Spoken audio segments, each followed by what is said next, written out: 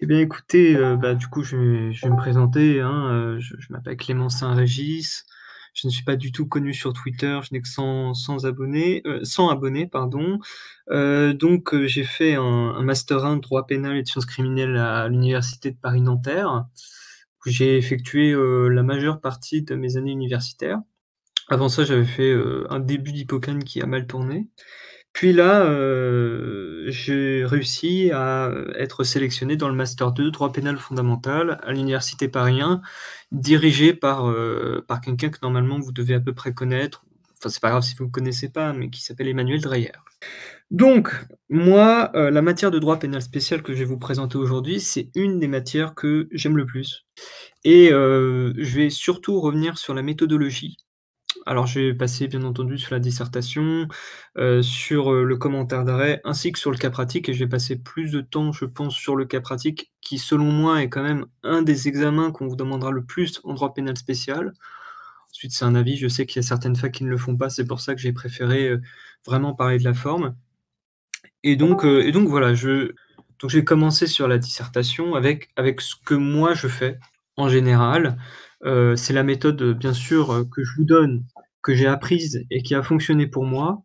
Bien entendu, ce que je dis ne prend pas place sur ce que disent les chargés de TD, hein. S'il y a des chargés de TD qui vous ont dit de faire d'une certaine manière, vous les suivez et je vais le répéter, c'est ce que moi je fais. Ça ne veut pas dire que je détiens la vérité, mais c'est ce qui généralement fonctionne.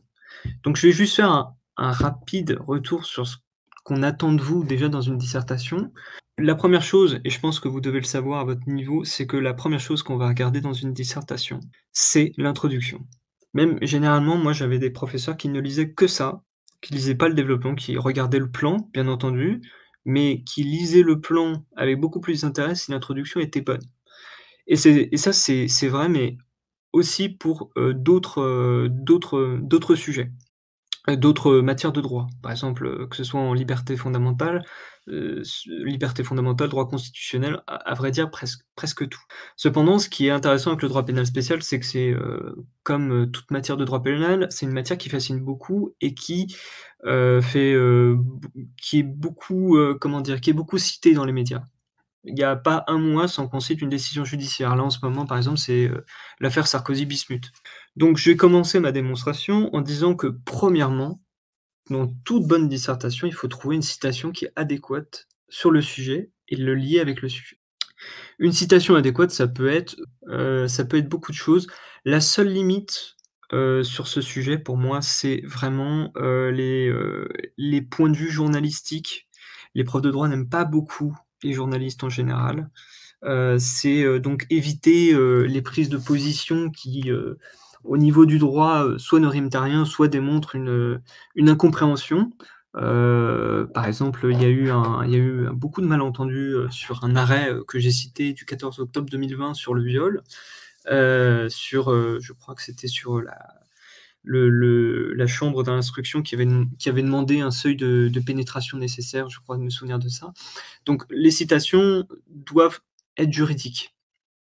Moi, ce que je faisais, tout simplement, c'était, en fait, je me faisais une liste de citations pour chaque infraction, en fait. Sur chaque infraction, j'avais un petit élément de doctrine qui disait: «Voilà, sur cette infraction, on sait que c'est ça le point de tension sur l'infraction».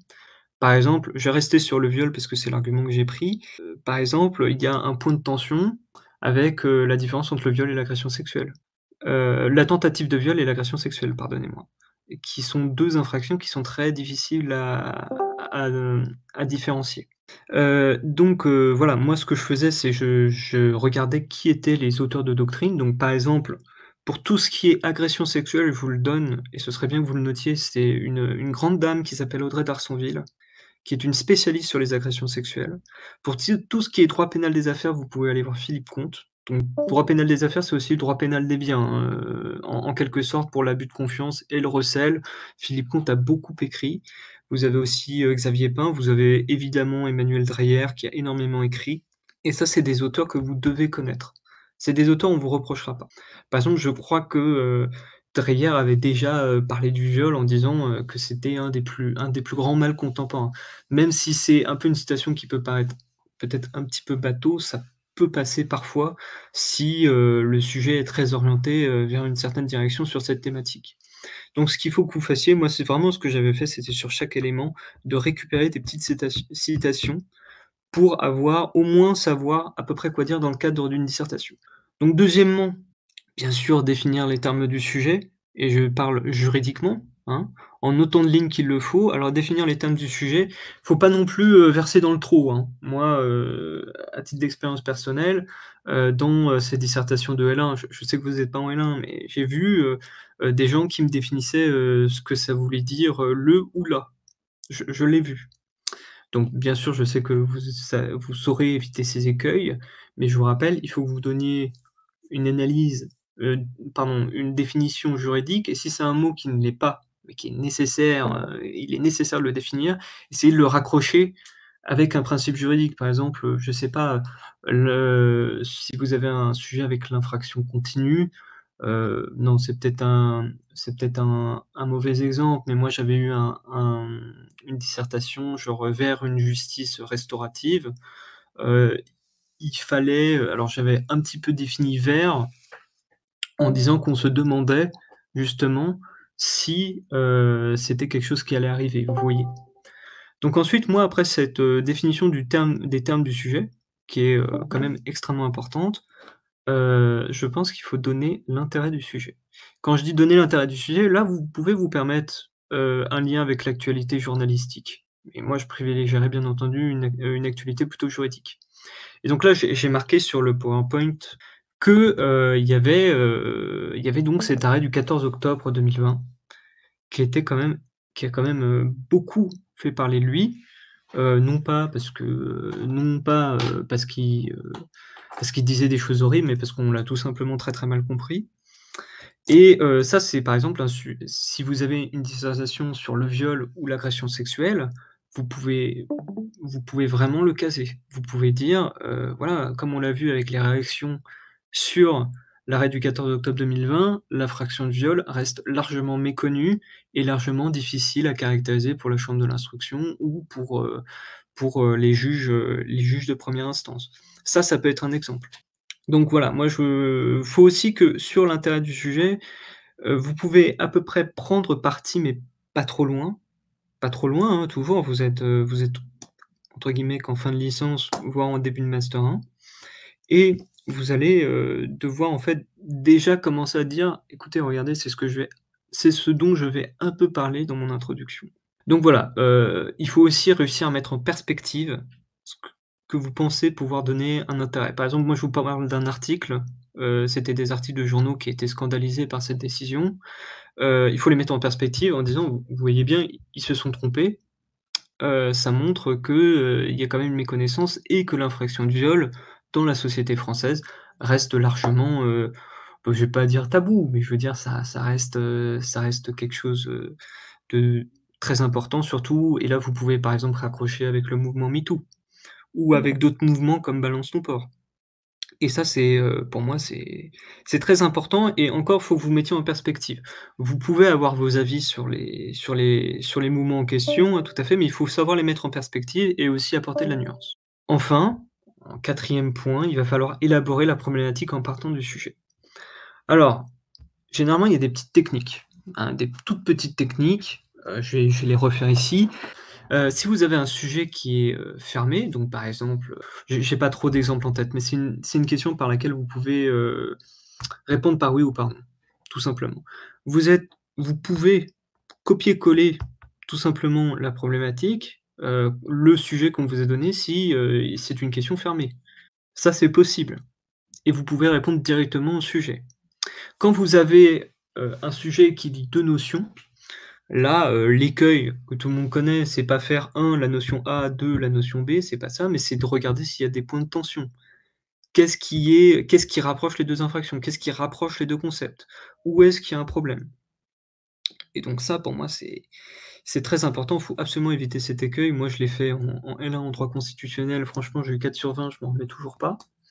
Et c'est important, de reformuler la problématique, mais lorsque le sujet peut être une problématique, franchement, mettez-le tel quel. Moi, je vous jure, genre, ça ne sert à rien si vous pouvez répondre par oui ou par non, vous répondrez par oui ou par non à la question, vous allez pas reformuler en un, «dans quelle mesure» ou je ne sais quoi. Donc ça, voilà. Moi, il y avait un truc qui était peut-être spécifique à ma fac, mais qui demandait de justifier la problématique. Pourquoi cette problématique est intéressante?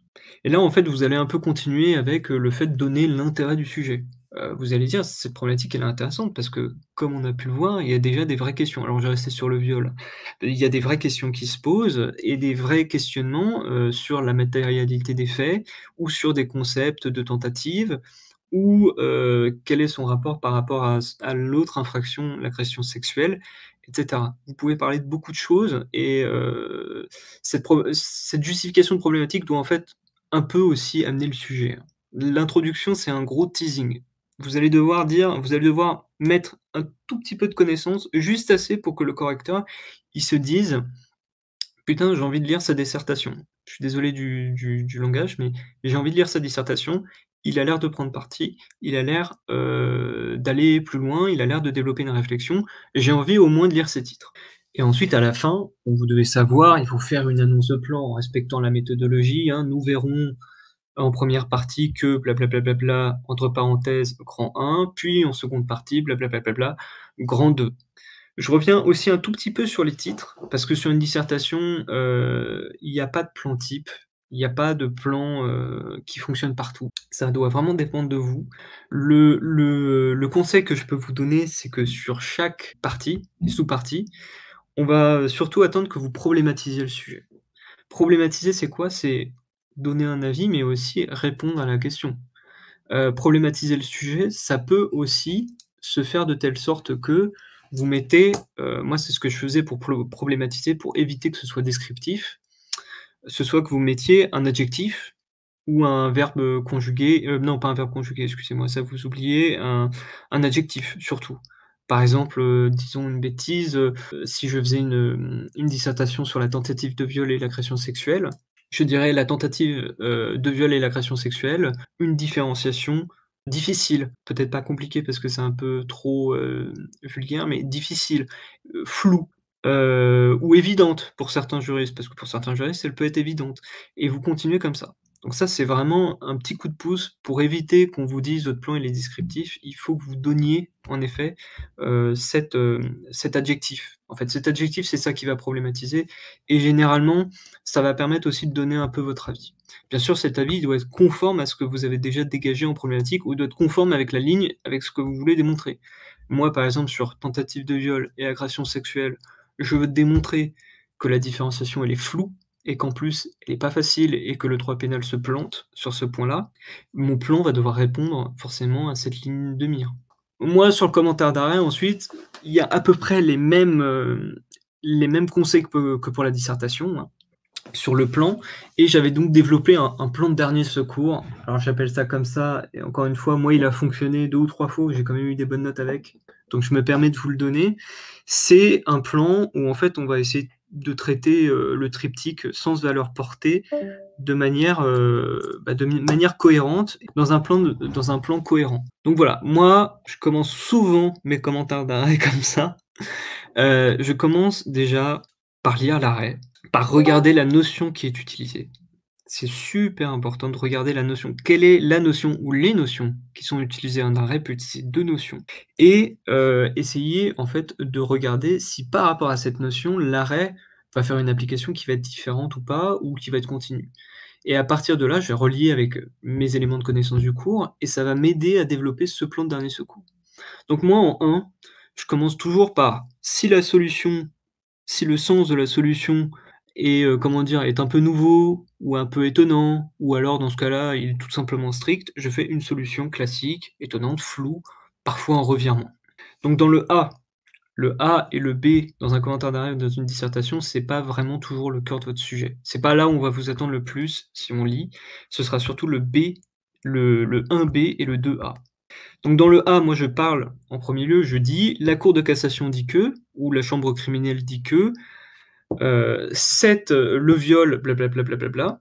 Là, vous pouvez vous permettre de dire un peu qu'est-ce que c'est le viol? Vous rappelez, l'article du code pénal Vous pouvez même rappeler certains éléments, constitutifs. Enfin, il faudra même mieux les rappeler généralement et vous allez devoir dire: «La cour de cassation», déjà, vous regardez simplement si la cour de cassation, elle prend le viol et qu'elle ajoute rien à la loi, bah, déjà, vous dites: «La cour de cassation, elle applique strictement, elle prend ce que dit le texte de loi» et là, vous avez déjà une partie et il faut pas croire, mais ça peut déjà faire, une petite page. En B, là, vous allez vraiment vous concentrer sur le sens de la décision. Donc moi, je disais toujours: «Une utilisation de la notion X» et donc là, par exemple, là, je dis: «Étonnante», pareil, floue ou alors je trouve qu'elle a vraiment fait n'importe quoi à la cour et pas qui posait question, mais contestable.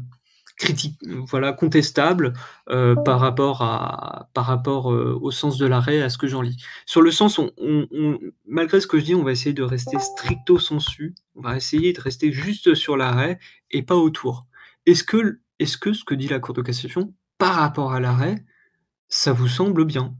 Est-ce que déjà est-ce que ça fait sens? Est-ce que la mobilisation fait sens? Vous tombez sur un arrêt, par exemple, pour parler toujours de 14 octobre 2020 qui dit, voilà, eh bien, pour, caractériser le viol, il faut un seuil de pénétration, assez profond. Là, dans le B, vous pouvez dire: «Une utilisation détournée du viol, de l'infraction du viol». Parce on sera pas dans la bonne utilisation. Dans le 2, du coup, là, je parle vraiment de la valeur et de la portée. Donc je dis une solution critiquable, je la mets en perspective, je la mets plus en perspective. Donc je fais une solution critiquable, acceptable, en demi-teinte, je peux dire aussi, une solution critiquable. Alors, un truc aussi pour trouver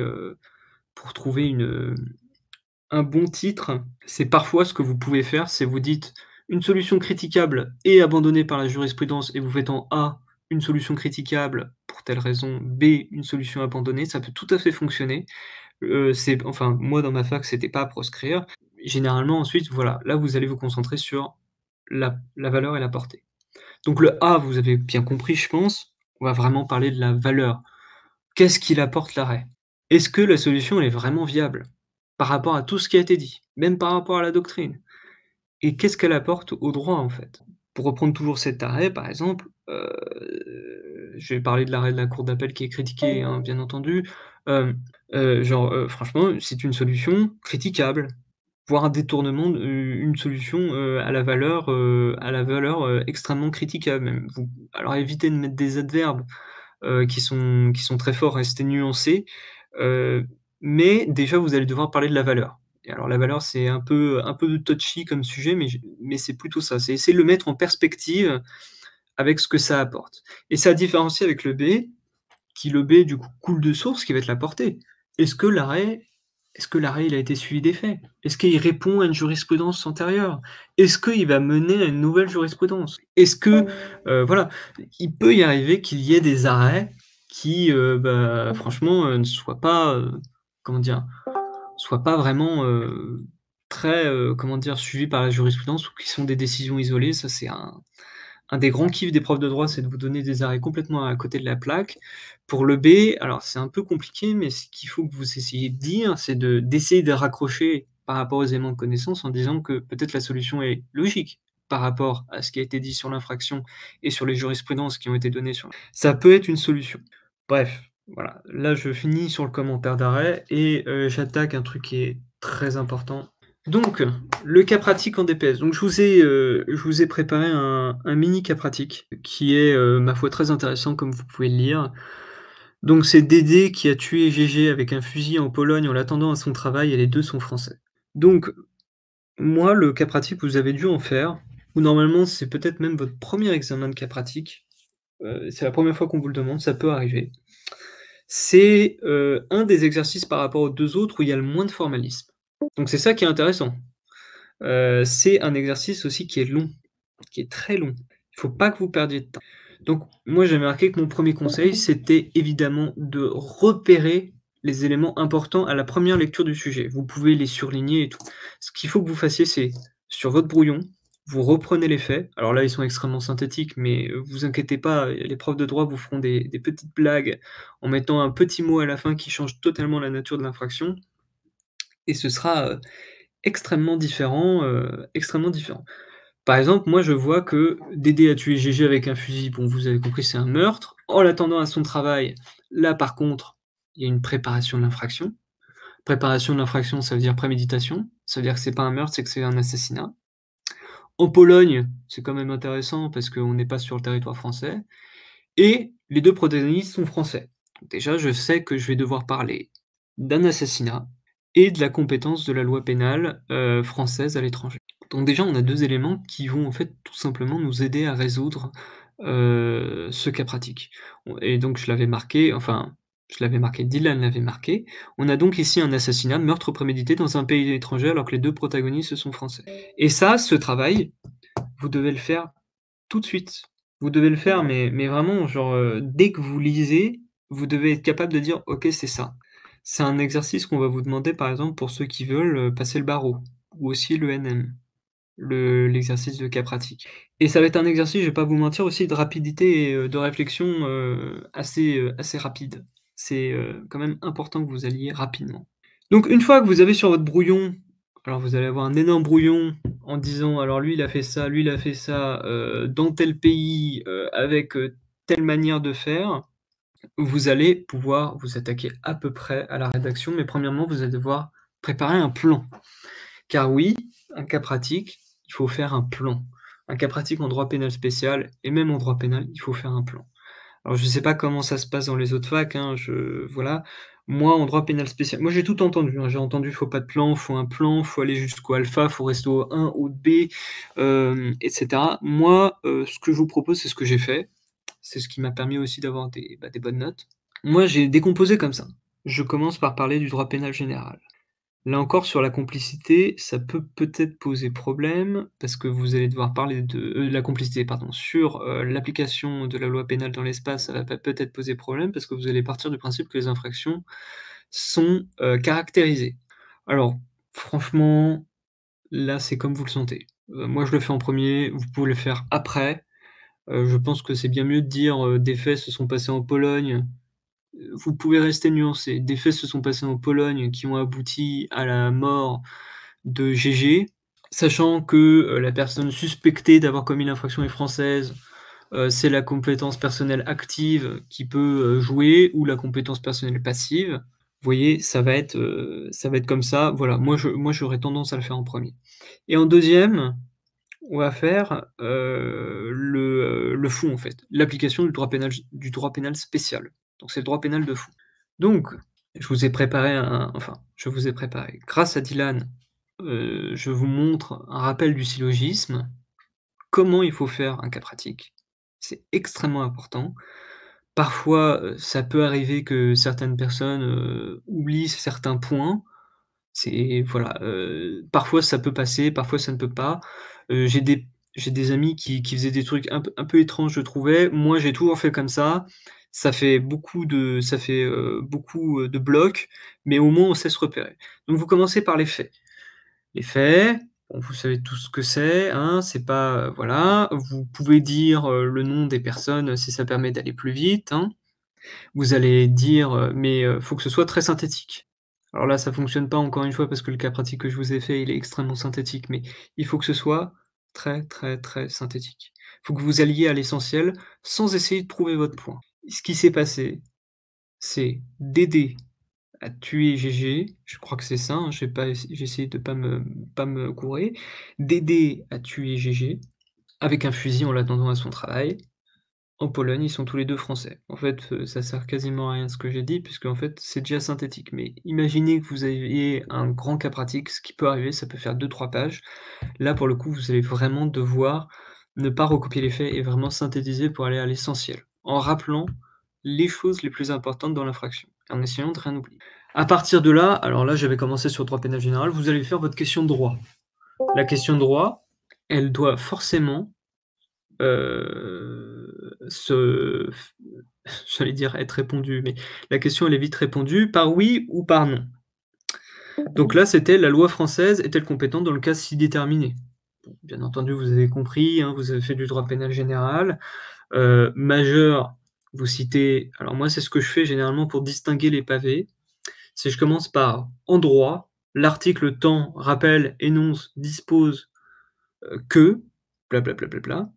Vous sautez une ligne, vous faites un paragraphe, vous sautez une ligne, vous faites un petit alinéa, enfin oui, un petit alinéa, et vous dites: «En l'espèce, les faits se sont passés en Pologne, les 2 individus sont français.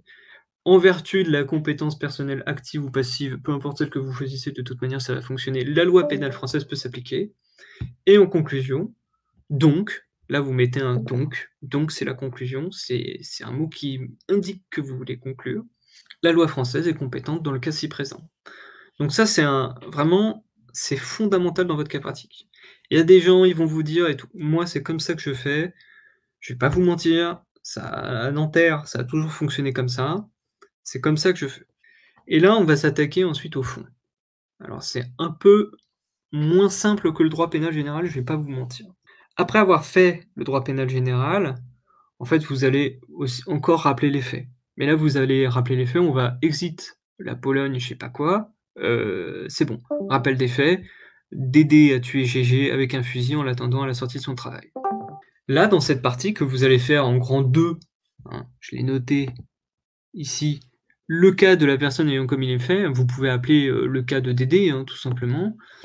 Vous allez faire donc en grand 2, le cas de Dédé, rappel des faits, Dédé il a tué Gégé et ainsi de suite, et vous allez faire votre problématique de droit. Est-ce que les faits perpétrés par Gégé peuvent-ils être qualifiés d'assassinat? Déjà, vous avez votre grande problématique de droit. Vous sautez une ligne, vous faites un petit 1, l'élément légal. L'élément légal, ça va être en fait une partie très simple où vous allez rappeler l'élément légal de l'infraction. Je sais que ça fait très tautologique, mais c'est comme ça, vous allez devoir rappeler quelle est l'infraction que vous allez devoir prouver, que vous voulez montrer. Donc par exemple, moi j'ai mis en droit, d'accord, rappelez ici, pardon. En droit, l'article 221-1 du code pénal prévoit que le meurtre se caractérise par le fait de donner la mort à autrui. Là, dans ce cas-ci présent, comme c'est un assassinat, vous allez rappeler l'article 221-3 qui dit que, le meurtre, quand il est préparé, suppose, quand le meurtre, quand il est prémédité, est un assassinat. Vous sautez une ligne, pareil, un petit alinéa. En l'espèce, l'infraction semble correspondre aux faits. Il faudra caractériser un élément matériel ainsi qu'un élément moral. Alors franchement, l'élément légal, c'est le plus simple, hein. C'est franchement, vous citez un peu le code pénal, vous allez plus vite, hein, vous allez le citer, je veux dire, vous le recopiez pas. Et en l'espèce, généralement, c'est toujours l'infraction semble correspondre aux faits, il faudra caractériser un élément matériel ainsi qu'un élément moral. Dans l'élément matériel, pareil, vous reprenez, vous faites un petit alinéa en droit. Et là, vous rappelez les éléments constitutifs du meurtre.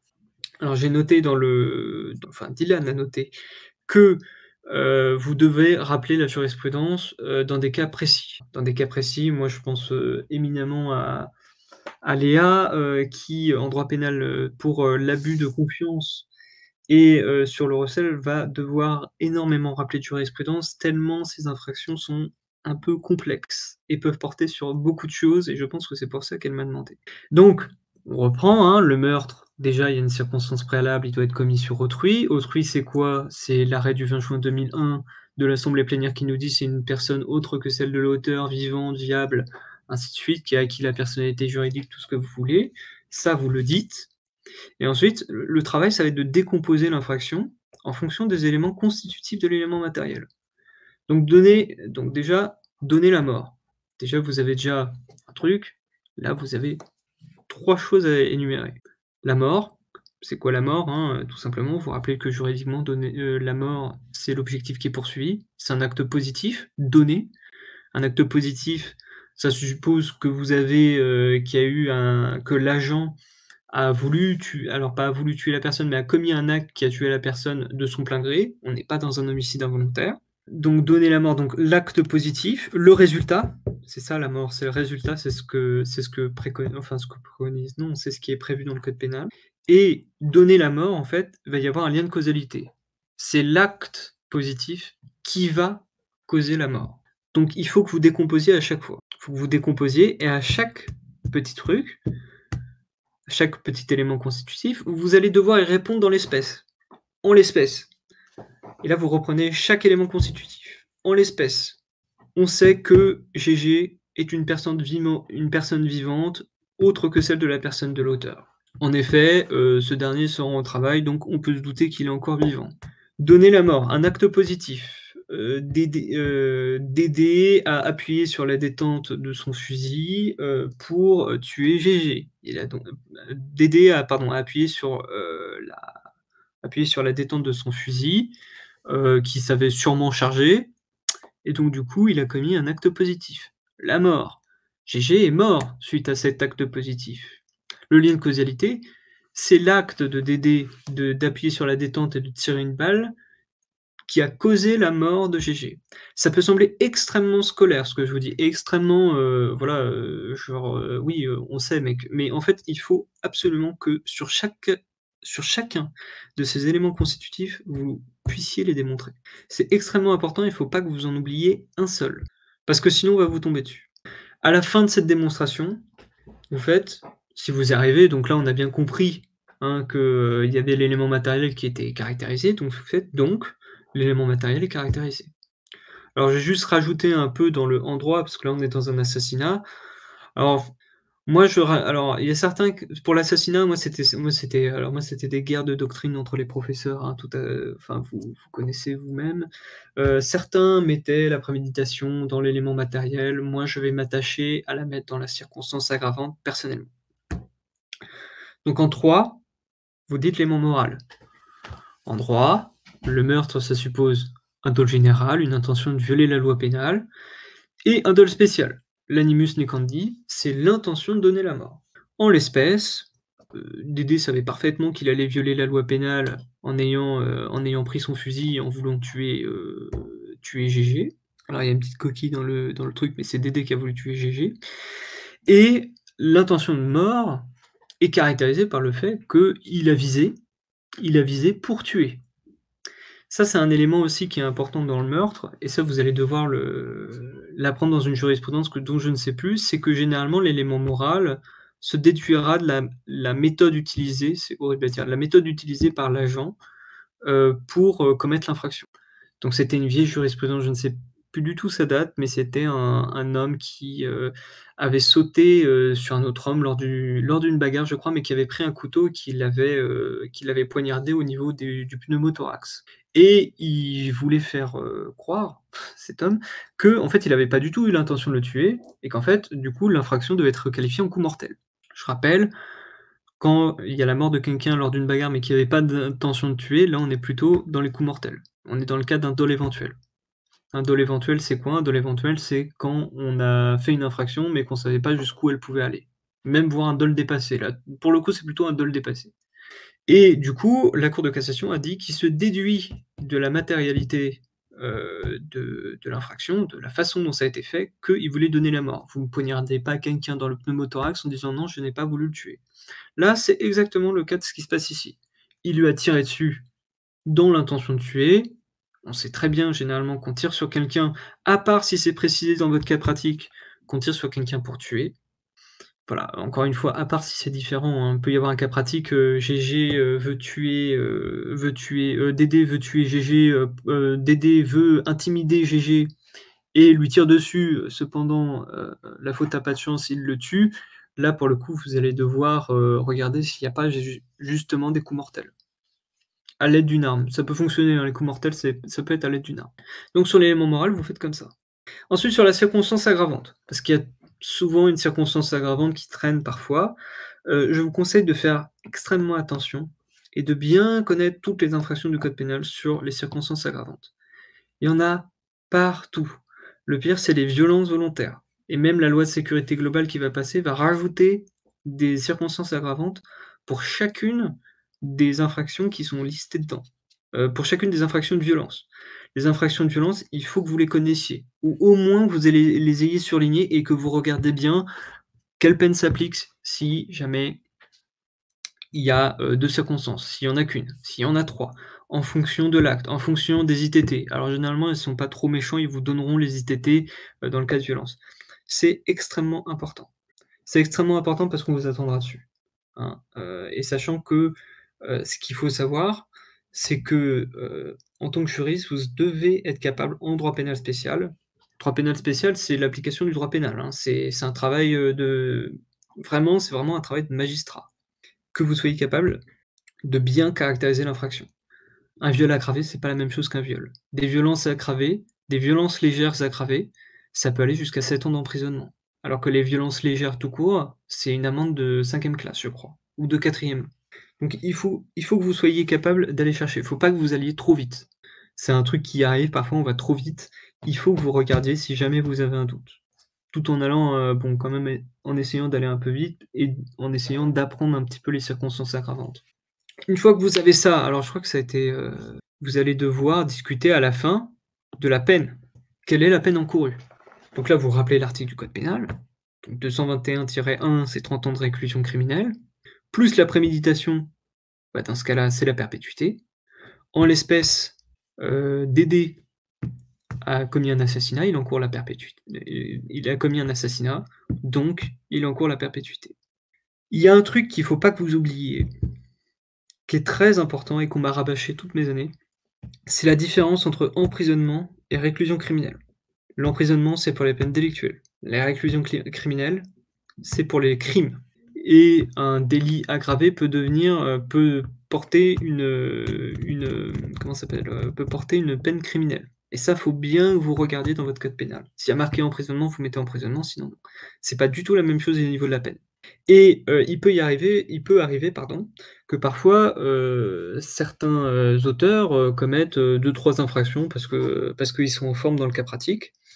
Et là, dans ce cas-là, vous allez devoir faire un concours réel. Concours réel, vous allez devoir expliquer ce que c'est un concours réel. Voilà, bah, il y a eu plusieurs infractions pendant la procédure pénale qui ont été détectées. Qu'est-ce qu'on fait? On le condamne pour tout? Non. Bon, j'ai enfoncé des portes ouvertes, mais vous avez bien compris qu'on ne va pas le condamner pour tout. On va pas additionner, enfin si, on va le condamner pour tout, mais on va pas additionner et on va prendre l'expression pénale la plus haute. Donc c'est quoi l'expression? Par exemple, Dédé, il tue, Gégé et puis il fait un vol à côté, on va garder, ce qui risque, c'est tant. Et je crois qu'on rajoute la peine d'amende aussi, mais ça, faudra vérifier de votre côté, ça fait un peu longtemps que j'en ai pas fait. Donc il faut à chaque fois que vous rappeliez le concours. On va vous attendre, on va vous attendre. Moi, ma chargée de TD, me disait, elle enlevait systématiquement 3 points à chaque fois que vous faisiez pas le concours, réel, dans, cette petite partie qui s'appelle la peine. Et c'est quelque chose mais d'extra aussi important.